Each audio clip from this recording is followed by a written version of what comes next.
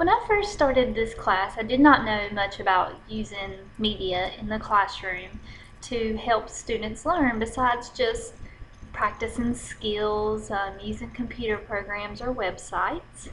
And now I know that using media in the classroom can mean much more than just practicing the skills. First of all, I learned about how powerful videos can be in the classroom. I like the way that videos can be paused, replayed, or revisited to help students not only practice the skills, but to actually learn the process of how to do something or just learning information about a topic.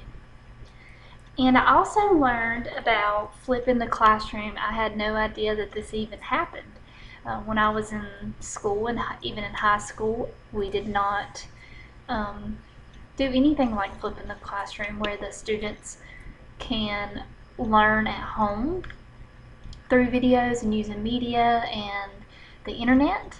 And I also learned that not only does it help students, but it can also help parents learn how to help their students or also learn the information along with the students, because there are so many parents out there who want to help their students but just don't know the best way or do not know the information. So videos and flipping the classroom where the students and the parents learn at home, and when they come into class the next day you can do all your activities and discussions, and it just makes for a much more meaningful lesson if you can do it that way. With being an elementary teacher, I'm not sure flipping the classroom would work all the time, but I think it would be something great to try every now and then. And I think that the students and the parents would love to do that as homework instead of sitting down doing a bunch of math problems. Another thing is I liked being introduced to TED Ed and Blendspace. I think that in the elementary classroom that Blendspace would be more appropriate than TED Ed, just because with Blendspace you don't have to have an account.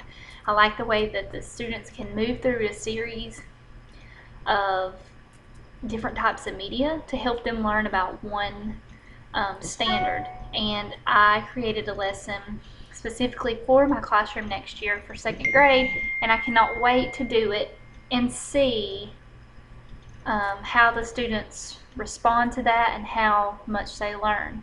So I'm looking forward to using that, but I'm not going to have them do it at home. I'm going to let them do it during the computer lab, during computer time, but also I'm going to post it on my website to have it available for them and for their parents to view at home. Another thing that I used in this class was Webspiration, something that's sort of new to me. We have Kidspiration in elementary school where they can create webs, and I think this is a great way to also meet some standards with writing and reading. I used Webspiration to compare and contrast through making a web. Another thing is using podcasts or possibly like internet workshops in classrooms. I think both of those could add a variety of texts and ways for students to gain information through using media. Media is a way for students to stay engaged and to help them learn the material that they need to go on through life. Media also allows students to work at their own pace. So this makes it easier for teachers to differentiate in the classroom, because students can move at their own pace. Even when I did my Webspiration lesson, it allowed for students to do a smaller web or as large as they would like, as long as it was within the requirements. So I think that using media and technology is a great way to help teachers and students differentiate, to give them what they need and ultimately help students learn in an engaging, fun way.